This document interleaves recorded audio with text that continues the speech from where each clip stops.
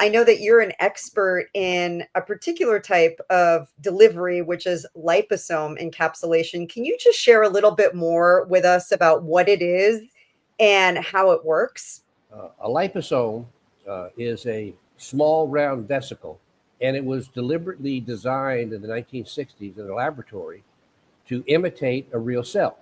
Okay, by that I mean an internal water-soluble area where you could contain something water-soluble in an outer membrane that was literally identical to the type of membrane that surrounds every cell in the body. It can either, depending on the cell, go straight across a pore in the cell, just passively, or it'll bump up against the cell wall and then open up and deposit its cell contents, the liposome contents inside the cell, and then the liposome becomes part of the cell wall. So that's called reverse pinocytosis. It just opens up, becomes part of the cell wall, and pretty much delivers whatever it has inside it into the cell.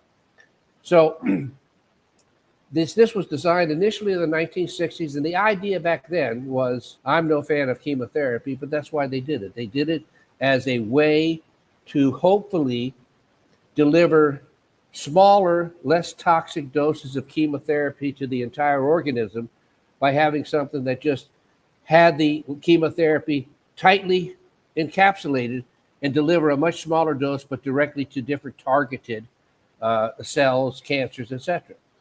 So would you say it's more effective in delivering to the cell versus other delivery systems? Oh, absolutely. No, that's far and away the reason why it's so superior.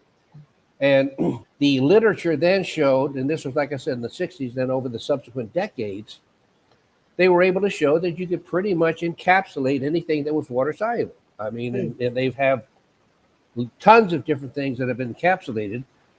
Not any supplements. It was really LivOn Labs that came along about 21, 22 years ago, more or less, to Mr. Les Nachman, who started the company, a brilliant guy. I don't really know where he initially got his information, but he got some people together and they got this idea about using liposomes to better deliver, in this particular case, initially, vitamin C inside the cell. Mr. Nachman had his own set of problems, and he had gotten a lot of IVs of vitamin C, and he wanted to find out ways where he could get good amounts of vitamin C taken orally, much more than the regular vitamin C forms, because that's a serious drawback, especially with vitamin C, of regular supplementation.